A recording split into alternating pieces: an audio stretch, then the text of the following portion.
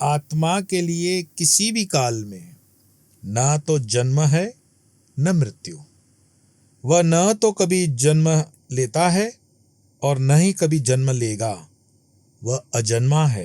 और हम समझते हैं कि परिस्थिति से जो हमारा छुटकारा होता है वो मोक्ष है। नहीं, ये मोक्ष नहीं है। स्वामी जी, क्या मृत्यु के बाद भी हम रहेंगे? सबसे पहले नमस्कार, नमो नारायण। लगभग जो हमारे मन की जिज्ञासाएं होती हैं कि मृत्यु क्या है, मृत्यु के बाद क्या है, मृत्यु के पहले क्या था, लेकिन मेरा हमेशा से जोर रहता है कि आप वर्तमान के जीवन में पहले जी लें, वर्तमान के जीवन को समझ लें। और रहा सवाल कि पूर्व में क्या हुआ, उसको आप बदल नहीं सकते हो, और आने वाले समय को जब बदलने की ताकत रखते हो वो वर्तमान से ही रखते हो। तो आपका जो मूल प्रश्न था कि क्या होता है, हम रहते हैं मरने के बाद भी, तो उसका प्रमाण तो गीता ही हो सकती है। गीता के दूसरे अध्याय के 20वें श्लोक में भगवान श्री कृष्ण कहते हैं, न जायते म्रियते वा कदाचिन्नायं भूत्वा भविता वा न भूय अजो नित्य शाश्वतोऽयं पुराणो न हन्यते हन्यमाने शरीरे। अर्थात आत्मा के लिए किसी भी काल में ना तो जन्म है न मृत्यु। वह न तो कभी जन्म लेता है और न ही कभी जन्म लेगा। वह अजन्मा है, वह नित्य है, शाश्वत है, पुरातन है, और शरीर के मारे जाने पर भी वह मारा नहीं जाता। इसका अर्थ यही हुआ कि जैसे परमात्मा सदैव थे, हैं और रहेंगे, ऐसे ही आत्मा था, है और रहेगा। तो बिल्कुल प्रश्न अपने आप में स्पष्ट हो जाता है। तो फिर आप पूछेंगे कि मोक्ष फिर क्या है? मोक्ष की परिभाषा हमारे धर्म के अंदर विभिन्न विभिन्न दर्शनों ने अलग अलग तरीके से की, और मोक्ष की व्याख्या गलत करने के कारण ही इस देश में दुर्भाग्य से हम अधोगति पे आ गए हैं। जो मोक्ष की व्याख्या होनी चाहिए थी धर्म से, उसे हमने निर्माल्य स्वरूप बना दिया, निष्कर्म बना दिया। हम कर्महीन हो गए हैं। कर्महीन बनने से यह राष्ट्र बिल्कुल खड्डे में उतर गया। शास्त्र और वेद हों, उपनिषद हों, पुराण हों, ये आपको गतिशील होने के लिए प्रेरणा देते हैं, कर्म करने के लिए प्रेरणा देते हैं, न कि चुपचाप बैठ जाने के लिए। तो मोक्ष का मतलब ये नहीं है कि आप बिल्कुल आनंद में चले जाओगे, परमात्मा में मिल जाओगे, आप एक हो जाओगे। अपना अपना परसेप्शन लेकर के आप चलते हैं। जब तक आप स्वयं की कोई स्टडी नहीं करते हो, शास्त्र को नहीं पढ़ते हो, तब तक इस चीज पे आप समझने की भी कला नहीं डेवलप कर सकते हो। मान लीजिए जैसे हिमालय के ऊपर बर्फ गिर रही है, और बर्फ गिरते गिरते जल का स्वरूप लेती है, और वो जल नदी में आ जाता है। जब वह गिर रहा था बर्फ से, बादल से, तब वो कह रहा था कि हे परमात्मा, मुझे मोक्ष दो। परमात्मा ने कहा ठीक है, हम तुम्हें अब नदी में डाल करके मोक्ष डाल देते हैं। नदी से बहता बहता वो पानी जब पत्थरों की ठोकर खाता है, तब फिर वो चिल्लाता है कि हे परमात्मा, मोक्ष दो। तब परमात्मा कहते हैं कोई बात नहीं, अब तुम ऐसा करो, थोड़ा सा विश्रांति पाने के लिए मैदानों में आ जाओ। मैदानों में जब वो पानी पहुंचता है तो खड़े खड़े उसको लगता है कि बहुत समय हो गया, बोर हो गया हूं, मुझे मोक्ष दो। और वह पानी तब गुजरता हुआ समुद्र की तरफ बढ़ता है। और जब वो पानी समुद्र में पहुंचता है, खारा होता है, विशाल समुद्र की गहराइयों तक उसकी जब पहुंच हो जाती है, तब भी उसे लगता है कि ये मेरा स्वरूप नहीं है। फिर समझो प्रार्थना कर लेता है कि परमात्मा, मुझे मोक्ष दो। परमात्मा कहता है ठीक है। अब वो समुद्र के पानी से वाष्प होकर के, भाप बन करके ऊपर उठता है, और ऊपर उठ करके वो बादलों में तैरने लगता है। और जब वो तैरता है तब भी उसके आनंद की एक सीमा है, और उस सीमा के बाद वही अपने स्वभाव को प्राप्त होता है कि हे परमात्मा, मुझे मोक्ष दो। तो परमात्मा कहते हैं कि ठीक है, अब तुम जो वाष्प बन ही गए हो, बादल बन ही गए, तो बरस जाओ। और आप समझ गए जहां से मैंने प्रारंभ किया था वो फिर बरसता है, फिर उसको मोक्ष की लालसा आती है, फिर वो बरसता है, आगे बढ़ता है। हम अपनी किसी भी परिस्थिति से संतुष्ट नहीं होते हैं। हम करते क्या है, पहले पहले जब छोटे बच्चे होते हैं तो स्कूल के होमवर्क को लेकर के हमारी चिंताएं होती हैं, टीचर को लेकर चिंताएं होती हैं। फिर उससे मोक्ष प्राप्त करके हम कॉलेज की चिंताओं में आ जाते हैं। फिर उससे मोक्ष प्राप्त करते हमें नौकरी की चिंता में आ जाते हैं। फिर नौकरी की चिंता के बाद छोकरी की चिंता में आ जाते हैं। छोकरी की चिंता के बाद बच्चों की चिंता में आ जाते हैं, और बच्चों की चिंता के बाद बच्चों के बच्चों की चिंता में आ जाते हैं। और उस चिंता का कोई अंत नहीं है। और हम समझते हैं कि परिस्थिति से जो हमारा छुटकारा होता है वो मोक्ष है।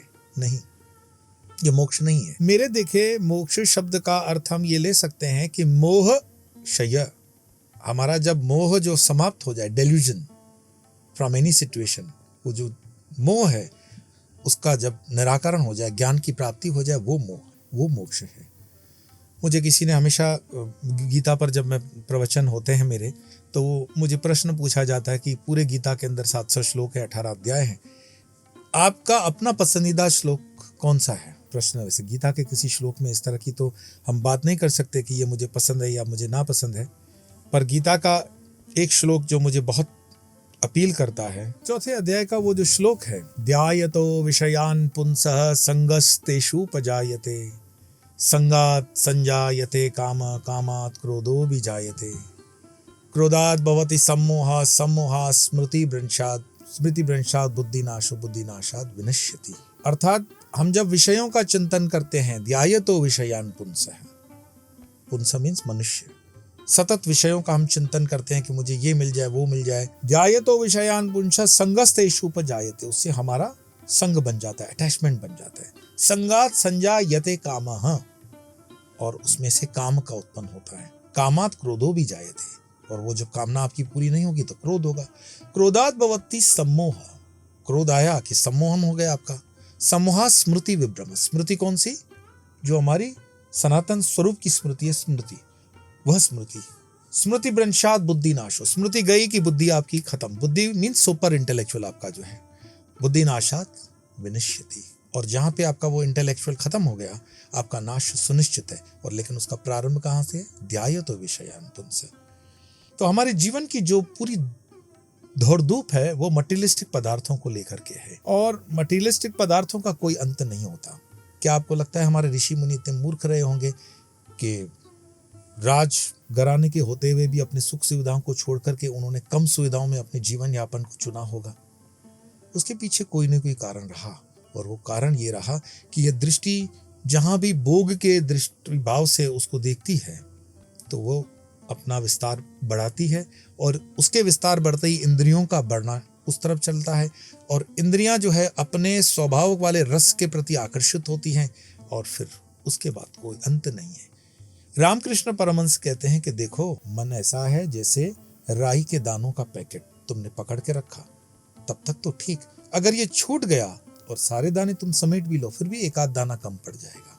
तो मन जब तक आपकी पकड़ में है, समेटा हुआ है, तब तक तो ठीक है, लेकिन मन को जैसे जैसे आप खुला छोड़ते हो तो उसमें फिर विघटन होता है। मृत्यु से मैंने आपके और भी कई प्रश्न इसमें पढ़े, आपके कमेंट्स में मैंने देखा। कुछ प्रश्न तो बस ऐसे ही हैं just for the sake of asking, कुछ प्रश्न अपनी सामने बुद्धिमत्ता आपने दिखाने के लिए किए हैं, उसके लिए भी आपको नमन करता हूं कि आप मुझसे काफ़ी बुद्धिमान हैं, ज्ञानी हैं। परंतु वास्तविकता ये है कि आप उसमें अपना परिचय देते हो, भले वो फर्जी नाम से ही हो, आपको जानने वाले जानते हैं। जब तक हम अपना होमवर्क ठीक नहीं करते, जब तक हम उस सूत्र को गहराई से नहीं पकड़ते, किसी भी प्रॉपर गाइडेंस, किसी भी प्रॉपर थॉट ऑफ स्कूल से नहीं उसको स्टडी करते हैं, तब तक हमारा ज्ञान अधूरा है। क्योंकि ये ज्ञान, हम जिसको ज्ञान समझते हैं वो ज्ञान नहीं है, वो इन्फॉर्मेशन है। वो ज्ञान हमारी ज्ञान न होकर के जानकारी है। We are living in information technology वाले युग के अंदर। हम सिर्फ इंफॉर्मेशन आईटी में रहते हैं, लेकिन इंफॉर्मेशन के आगे नॉलेज है, और नॉलेज के आगे रियलाइजेशन है। रियलाइजेशन मतलब जिसको हमने आत्मसात किया, और रियलाइजेशन के आगे भी विजडम है, एनलाइटमेंट है। ऐसी स्टेजेस हैं। इंफॉर्मेशन होना पर्याप्त नहीं है। गूगल पर तो देखो कितनी इंफॉर्मेशन भरी पड़ी है, तो उस हिसाब से तो गूगल को ब्रह्मज्ञानी हो जाना चाहिए था, पर वो वास्तविकता नहीं है। इंफॉर्मेशन का होना और उसको अपने अंदर ट्रांसमिट करके नॉलेज करना, नॉलेज से विजडम और सेल्फ रियलाइजेशन और एनलाइटमेंट, इस स्टेजेस को पार करना, यही ज्ञान की अंतिम उपलब्धि हो सकती है। और उसके लिए ध्यान धारणा जो योग के सूत्र है वो तो है ही। मृत्यु को लेकर के जो हमारे मन में असमंजस है, वो क्योंकि हमारा मन हमेशा अज्ञात को जानना चाहता है। वैसे कंपोनेंट जो माइंड है वो किसका बना हुआ है? वो है सत चित आनंद। हमारा आत्मा का स्वभाव है सत चित आनंद, जिसको सच्चिदानंद हम कहते हैं। सत मीन्स एग्जिस्टेंस, एग्जिस्टेंस जो आसपास आप देखते हो वो सत्य है। चित्त मीन्स नॉलेज, ज्ञान, जो आप जानना चाहते हो, बहुत कुछ जानना चाहते हो, बहुत कुछ जानना चाहते हो, ये हमारे चित्त की अपनी भूख है। तो एग्जिस्टेंस, नॉलेज, सत्य, चित्त, आनंद। और आनंद क्या है? ब्लिस एब्सोल्यूट, अनंत आनंद। आत्मा का स्वभाव आनंद है, सुख नहीं है। सुख पदार्थ में सुख आएगा। किसी भी मटेरियलिस्टिक पदार्थ जो है, मटेरियलिस्टिक कहने का मतलब जो ये मैटर की जितनी सारी चीजें दिखती है, पिज्जा खा लिया उसका कुछ देर का सुख है, बर्गर का कुछ देर का सुख है, मोटर गाड़ी का कुछ देर का सुख है, ये सुख है, ये आनंद नहीं है। तो आपको थोड़ा सा अपने शब्दों को भी मार्जन करना पड़ेगा कि सुख और आनंद में भी अंतर है। सुख इंद्रिय है, आनंद इंद्रियातीत है। तो ये सच्चिदानंद स्वरूप आत्मा जिसका कभी नाश नहीं होता, न हुआ था, अजन्मा है, तो उसको कैसा अभय? सनातन धर्म अभय होने की शिक्षा देता है और हम अमृत की संतानें हैं, अभय होना है। आइए हम अपने ज्ञान को, अपनी इस सारी परंपरा के दिए हुए आशीर्वादों को ग्रहण करें और एक सही मार्ग पर हम अपना सफर चालू करें। इसी तरह हम मिलते रहेंगे और संवाद करते रहेंगे इसी चैनल पर जिसका नाम है स्वामी यो।